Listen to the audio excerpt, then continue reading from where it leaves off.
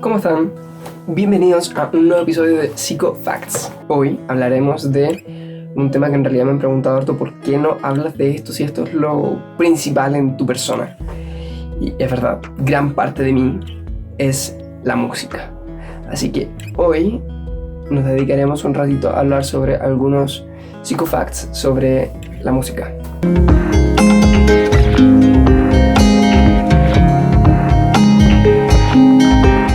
Ya, muchas gracias por todo su apoyo recientemente.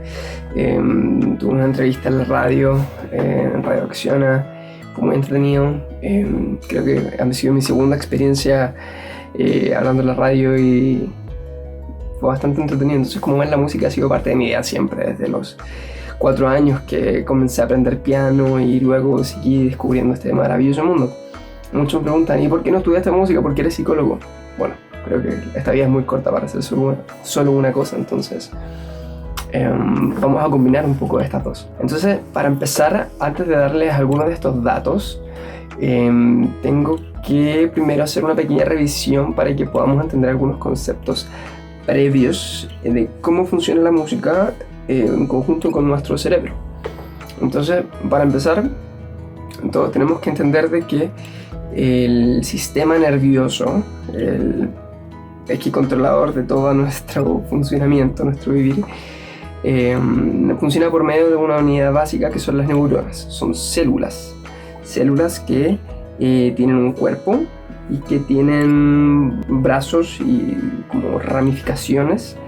Estas dendritas son las que se conectan entre ellas. Entonces las neuronas van formando redes, conexiones, y en esto consiste el aprendizaje, en conexiones entre neuronas. Las neuronas, los axones, contienen información, bits de información, literalmente, como mini pendrives, y a medida que vamos haciendo asociaciones entre ellas, se produce el aprendizaje. Las neuronas constituyen todo lo que nosotros conocemos como cerebro. El cerebro es un conjunto de millones y millones de neuronas. Y nuestro cerebro está compuesto, se divide en distintas áreas o lóbulos, lo llamaremos así. Está el lóbulo frontal, temporal, parietal, occipital, y un área que está más al centro, llamada ínsula. Bueno, dentro de estos lóbulos, el principal encargado de recibir los estímulos sensitivos es el lóbulo temporal. También el cerebro lo podemos partir en dos, lo podemos partir por la mitad haciendo un corte sagital. Y esta división nos da lugar al hemisferio derecho y el hemisferio izquierdo. El lenguaje, por ejemplo, principalmente se centra en lo que es el hemisferio izquierdo, en la parte frontal, que es el área que le da significado a todas las cosas que nosotros percibimos en el ambiente.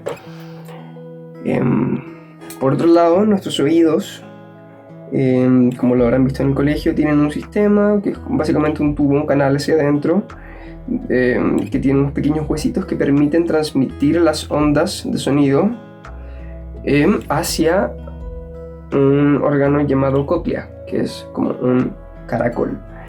Y la cóclea básicamente tiene esta forma porque tiene receptores situados en determinados lugares que les permiten a su vez captar los distintos rangos de frecuencia, frecuencias más bajas y las frecuencias más agudas. Y esto lleva el impulso a través del nervio coclear hasta el tronco cerebral, finalmente pasa a través del cuerpo geniculado y finalmente llega a procesarse en lo que es el lóbulo temporal.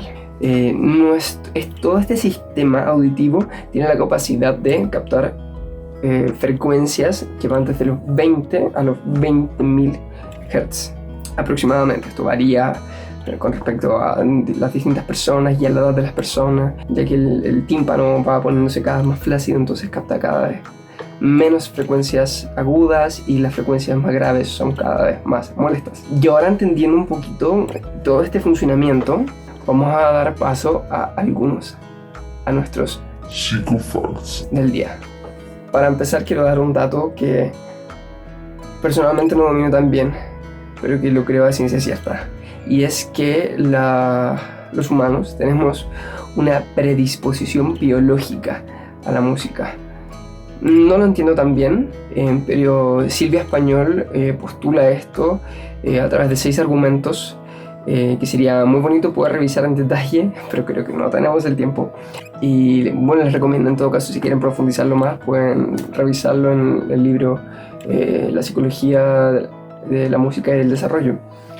Yo le creo totalmente, porque creo que es así. Creo que hay algo allí dentro de la especie humana que nos hace tener cierta predisposición hacia lo musical. Hay algo que nos mueve allí a todas las personas, de manera distinta por supuesto, pero es interesante verlo así. Otro dato: existe lo que se llama el diapasón. El diapasón es básicamente una estructura metálica que nos da una frecuencia a partir de la cual nosotros podemos distinguir todo el resto de las notas y podemos afinar un piano a través de esto. Es como la Biblia de los sonidos, o la Torá o el Corán. Y a lo largo de las épocas los diapasones han tenido una frecuencia distinta. Hoy en día la norma ISO permite estandarizar esto y tener una misma frecuencia para todos. Entonces, si yo tengo un diapasón, yo puedo afinar un piano, y yo sé que esa frecuencia va a corresponder a determinada nota en el piano. Entonces acabo de dar un do central y yo sé que eso es así, y a partir de eso yo puedo ir descifrando las demás notas. Entonces, do, re, mi, fa, sol. Puedo encontrar las demás notas a raíz de este do. Bueno, hay personas, que son muy pocas, que tienen este diapasón incorporado en su cerebro, que son aquellos a quienes llamamos los oídos absolutos. Ellos pueden distinguir cada nota sin la necesidad de tener un parámetro comparativo externo.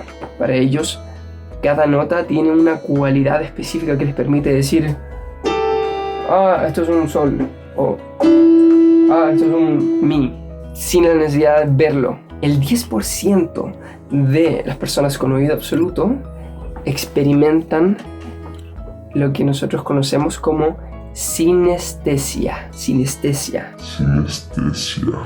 La sinestesia es el experimentar un mismo estímulo a través de distintos sentidos. Por ejemplo, ver los sonidos. Sí, suena extraño. Entonces, básicamente, lo que tienen estas personas es que escuchan en colores. Si lo pensamos, tampoco es tan loco. Si lo pensamos, nosotros llamamos a las escalas musicales, nota por nota, escalas cromáticas, cromas de color.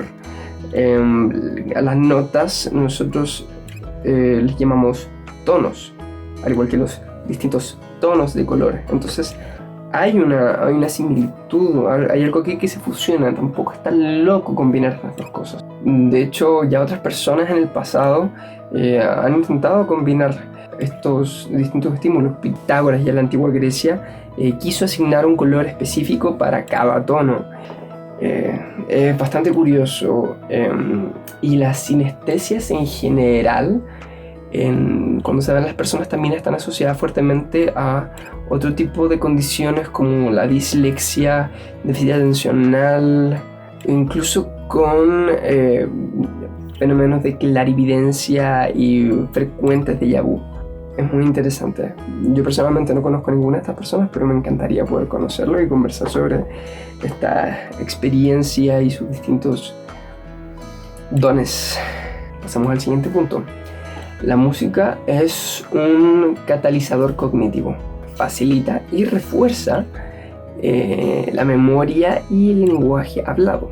Incluso se ocupa como tratamiento para distintas afasias, que es la incompatibilidad de poder procesar el lenguaje y transmitirlo y hablarlo. Entonces, por ejemplo, las personas que no pueden articular palabras, por medio de terapia de canto, con canciones, finalmente esto les permite articular palabras mediante el canto.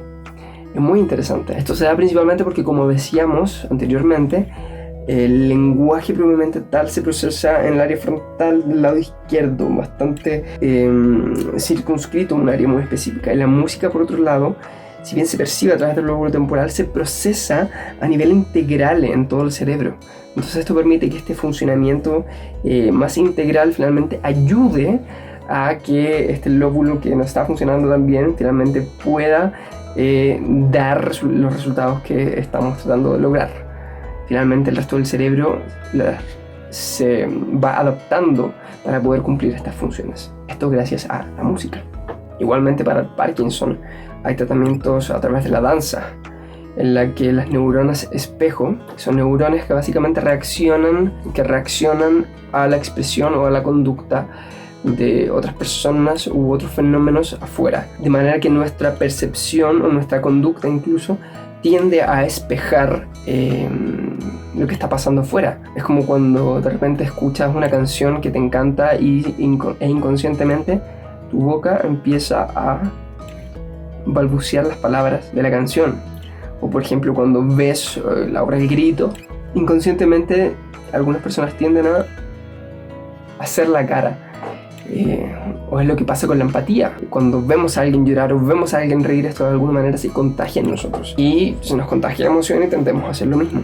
De igual manera, las neuronas espejo sirven para tratar el Parkinson a través de la terapia de danza. Entonces, a través de la danza y el movimiento en conjunto con otra persona, va pudiendo recuperar ciertas acciones motoras. De hecho, los estímulos auditivos, la música, despierta esta reacción en las neuronas espejo de una manera muy superior a todo lo que es lo visual, a las artes visuales o a cosas que veamos. Otro tip: hay una relación tremenda entre música y matemática. La música es la más abstracta de todas las artes. La abstracción, por otro lado, es la más alta de las cogniciones humanas. Pitágoras consideraba a la música como una de las 4 ramas de la matemática: aritmética, geometría y astronomía. Hay muchos distintos tipos de inteligencia, según lo detalla Robert Gardner, y la inteligencia musical está fuertemente ligada a la inteligencia matemática. Incluso la música puede matematizarse, y si esto se lleva al extremo, una matematización excesiva de la música, aparece lo que ha llegado a conocerse como el dodecafonismo.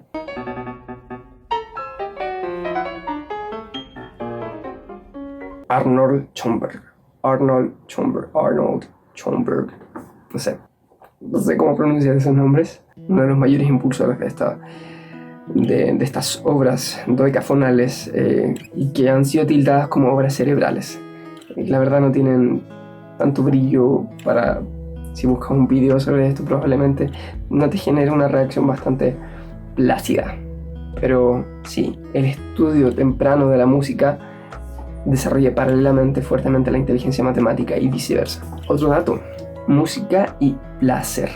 La música que nos causa placer activa áreas auditivas temporales, por supuesto, pero también llega a lo que es la circunvalación orbifrontal derecha y desactiva a la vez la amígdala derecha. La amígdala es la principal reguladora de las emociones en general, en especial aquellas que tienen que ver con la tensión, el miedo, la huida.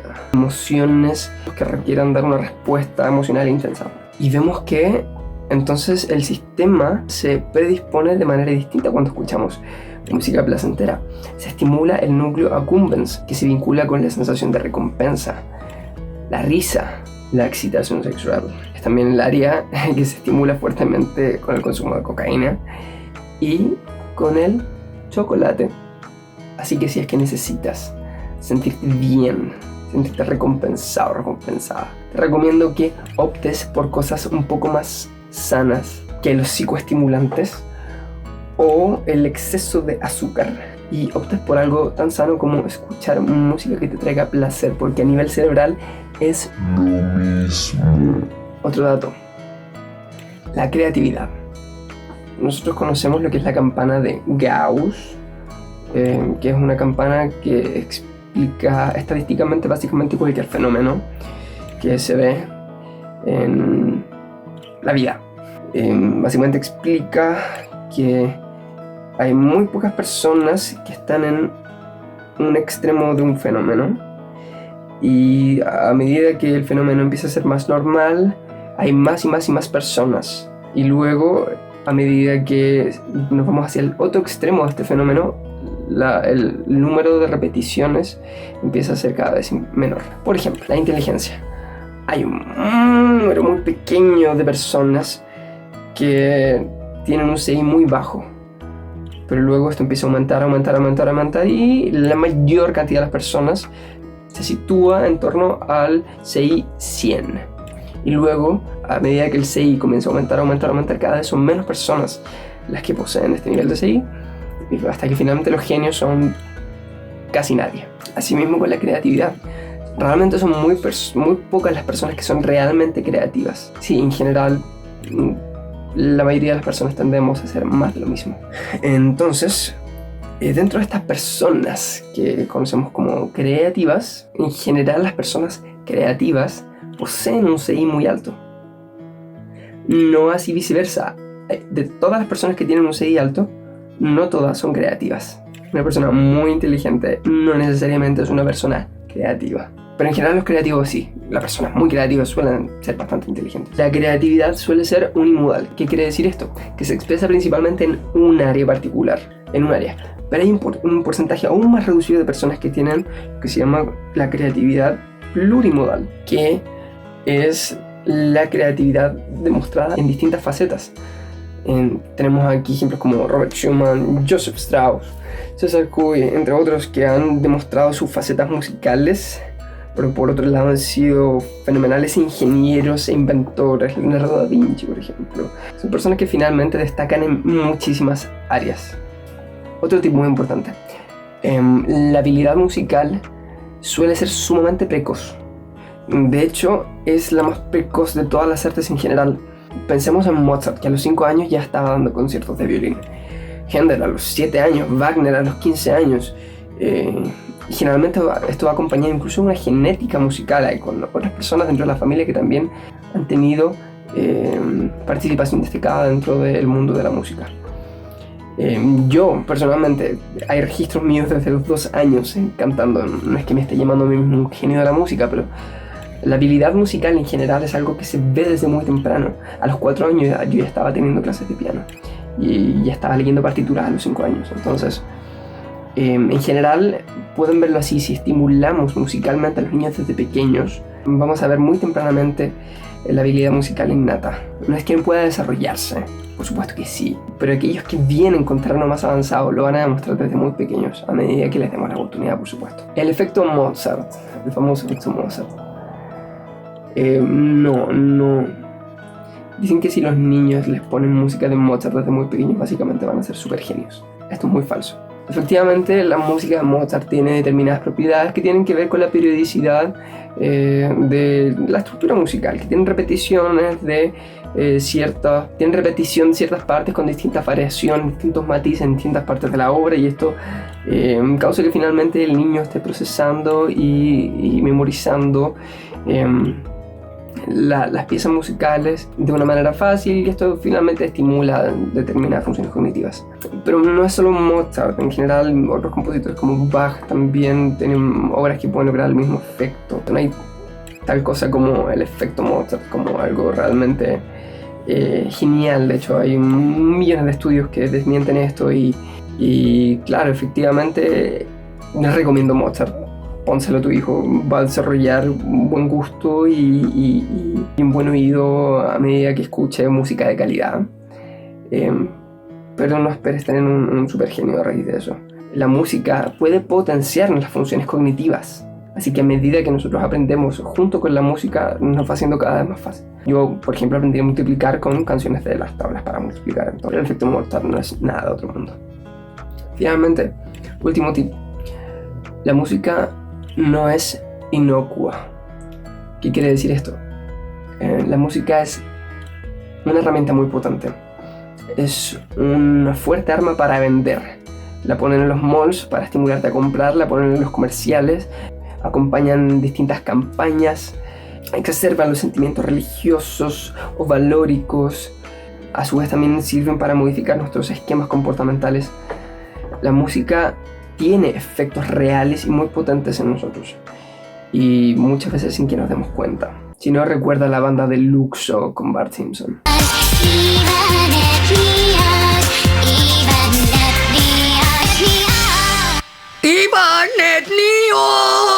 ¿Qué quiero decir con esto?